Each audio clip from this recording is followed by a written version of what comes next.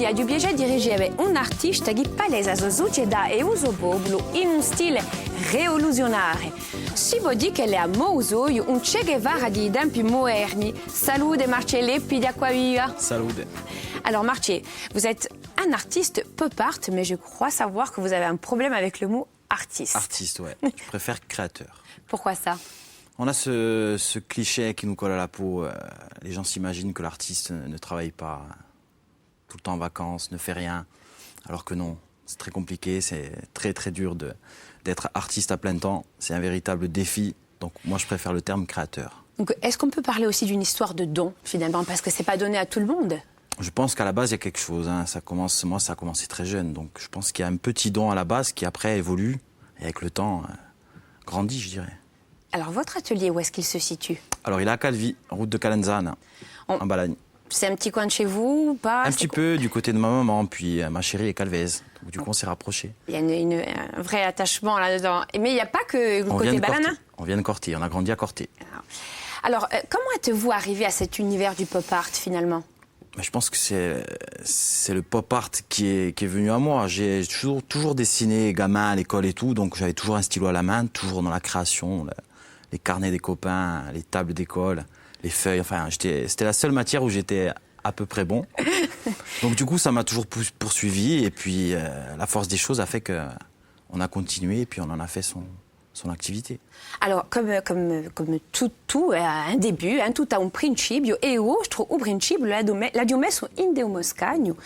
Su primo oggetto, vostro credo e radio, si rauge in de suo disegno. Allora, spiegate già appena chi è suo disegno. Alors ça, c'est un dessin que j'ai fait à mon premier cours de peinture, je dirais. En fait, c'est un peu le test qu'on nous fait faire. Les pommes, c'est passage obligé pour tout le monde.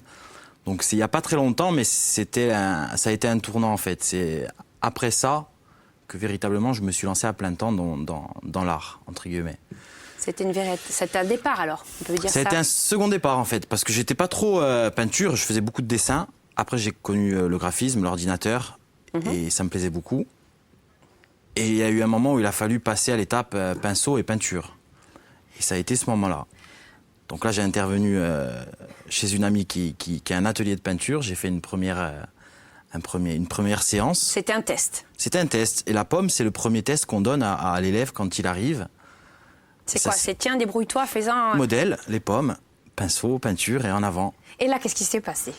Disons que j'ai bouclé ça en une après-midi. Et la plupart des élèves mettaient quand même quelques séances pour les terminer. Et le professeur m'a dit, bon... Pas que j'avais rien à faire là, mais il y avait de bonnes bases. Il y avait quelque chose quand même. Hein. On la croquerait presque, cette pomme. Je vous avoue que même moi, j'ai pris conscience qu'au final... Chiragarcose. Ouais, Chiragarcose, le pinceau, c'était pas si mal que ça. Parce que j'avais vraiment du mal avec... je me voyais pas avec un pinceau à la main, la palette, les tubes. Puis au final, c'est venu et on est passé sur la création peinture totale. Alors il y a vraiment un chemin qui a été parcouru, parce que là on est vraiment très loin de votre style d'aujourd'hui, on est vraiment dans la nature morte, et d'un coup c'est l'éclat total qui s'est passé dans nos ratins. Bon, après dans mon esprit c'est vrai qu'on est loin de ce modèle-là, hein. Là c'est quelque chose d'assez simple. Alors classique. On va montrer ça en images. Ouais. Di vostro secondo oggetto, di vostra anima. Alors on peut dire que votre passage dans le monde du pop art a vraiment démarré avec cette toile. Chi dit que? Ci spiegate? Que di Obalo qui tire la ligne, hein. C'est pas besoin de l'expliquer, ça parle lui-même. C'est une création, ça c'est numérique, hein, il n'y a pas de peinture, c'est il y a une dizaine d'années. Ça a été un petit peu le visuel, je dirais, parce que c'est pas une peinture, on peut pas dire que c'est une peinture, qui m'a lancé, mais qui a marqué, qui a interpellé les gens, et qui du coup est resté. Maintenant les gens m'identifient à ça. C'était un petit coup de gueule en fait. Alors un petit coup de gueule, c'est ça qui m'intéresse, parce que on a vraiment le sentiment que vous êtes un artiste quand même assez engagé, et vous utilisez des personnages qui ont marqué un passage de l'histoire très important. Alors pourquoi justement se servir de personnages aussi emblématiques et pour dénoncer? Expliquez-nous un petit peu la démarche. Déjà oui, il y a des personnages, on a une histoire, c'est très riche. La Corse, on sait comment c'est, hein. Donc pour moi c'était incontournable de glisser tous ces personnages, ces périodes de l'histoire dans l'univers du pop art. Donc Par exemple, un pop art à la sauce corse, quoi. À la sauce corse, tout à fait. Alors, par exemple, ce personnage-là qui tire la langue, Pascal ça Paoli, signifie j'ai pas quoi? été le premier à le mettre en avant. Hein. C'est parti d'un constat où on estampillait tout n'importe quoi avec Pascal Paoli. Moi, j'arrivais dans le restaurant, je voyais la pizza Pascal Paoli. Non, je suis désolé, ça passe pas. Insupportable. Insupportable. Je me suis dit, il mérite un peu mieux. Après, je dis pas qu'en ayant fait ça a changé les choses. Je pense que même moi-même, je suis tombé un peu dans cette spirale-là où on le met en avant, mais on s'intéresse pas trop non plus à ce qu'il a fait, à son histoire. Et je trouve que c'est un peu... ça noircit un peu le tableau. Donc c'est un petit rappel à l'ordre. Exactement, un petit coup de gueule. Puis je pense que s'il verrait ça aujourd'hui, il tirerait la langue. Ça, c'est pas mal. Alors, Marché, nous sommes un petit peu curieux avec Lume Savefa, nous sommes venus dans votre atelier in calvi per bere come lo travail un artiste pop art. Guardem un seme.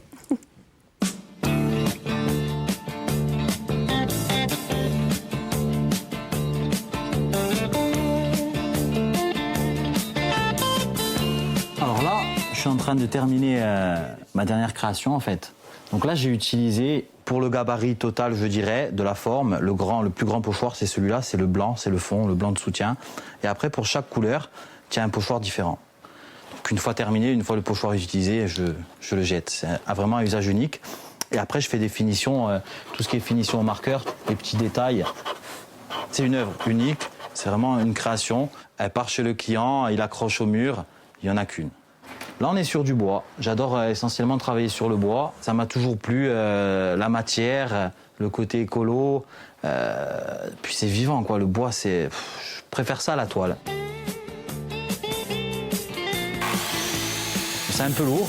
C'est un petit peu de travail en amont au niveau de la création parce qu'il faut récupérer le bois, je le traite, il y a de la découpe, il y a de l'assemblage, il y a un petit peu de boulot. Mais bon, ça me plaît, je trouve que le rendu il est sympa et j'ai très peu de fois réalisé de création sur toile. Puis il y a des coups de cutter, j'interviens avec le cutter pour les pochoirs. Pour moi, c'est le top. Je pense continuer sur ce genre de support, quoi.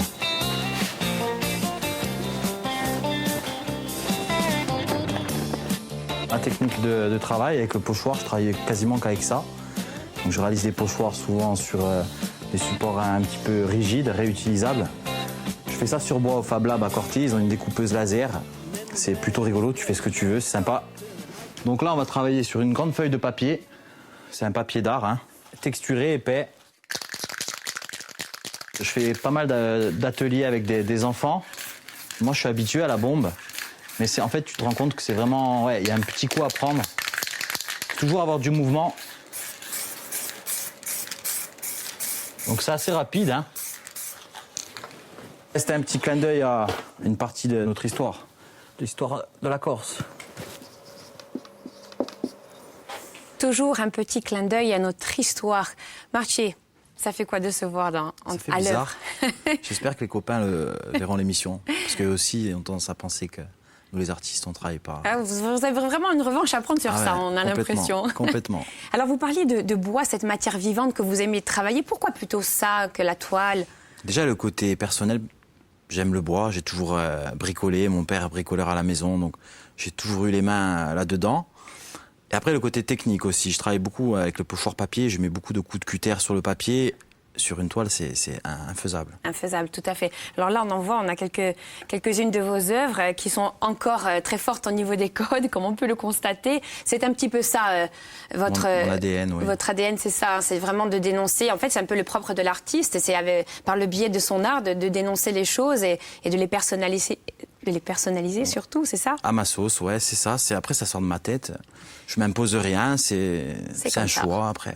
Alors maintenant, il est temps pour nous de faire battre votre cœur. E il nostro attigore di stato dato da vostra compagna che mi ha detto attenti con che perché chi cura so roba come un latte non t'avoue di bere o mica chi c'est vrai, c'est mon petit côté collectionneur ça.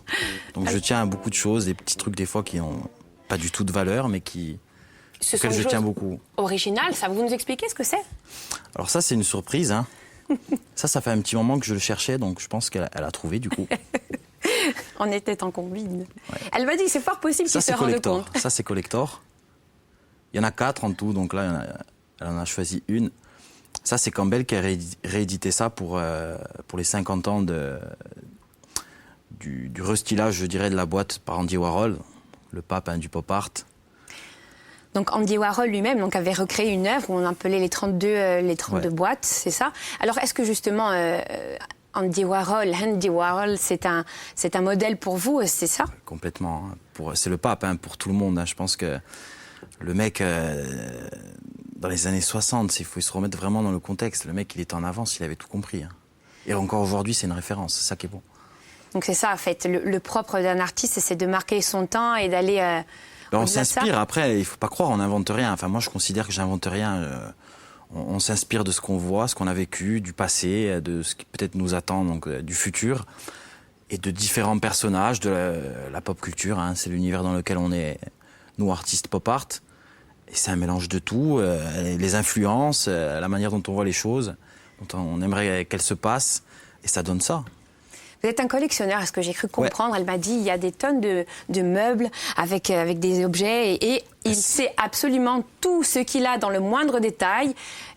C'est vrai? Ouais. L'objet, c'est quoi? C'est une source d'inspiration aussi, l'objet? Ouais, l'objet, là, par exemple, on a une Campbell qui a 70 ans. Ça, c'est un cadeau. Elle a été trouvée dans une vieille maison qui était fermée depuis, en Corse, qui était habitée, je dirais, par les Américains, donc pendant la Deuxième Guerre mondiale. Et pour moi, c'est symbolique, j'adore. En plus, c'est une Campbell, donc avant que Andy Warhol ne passe par là. Donc, j'adore, je suis fan, j'aime les petits trucs vintage comme ça. C'est quoi le Graal, en fait, pour un artiste pop art ou un artiste en général pour vous? C'est quoi? Le Graal, c'est d'être reconnu, que les gens adhèrent au travail. Je sais pas, après, plus Qu'est-ce que vous aimeriez laisser, vous, quand on se souviendra de vous dans je ne sais combien d'années? Si dans quelques années on en parle encore, c'est déjà un grand pas. Après que les gens... Moi, je vois les gens arriver à l'atelier avec le sourire à la bouche. Pour moi, c'est le plus gros... C'est une victoire? C'est une victoire, C'est ça qui est beau. Eh bien, on va terminer sur ça, Marché. Merci de nous avoir ouvert les portes de votre atelier Calvet et d'avoir partagé, nous avoir fait découvrir votre univers qui est si coloré. C'était un plaisir. Et à voi vi dico a presto per un altro Altigore. A Bedegi.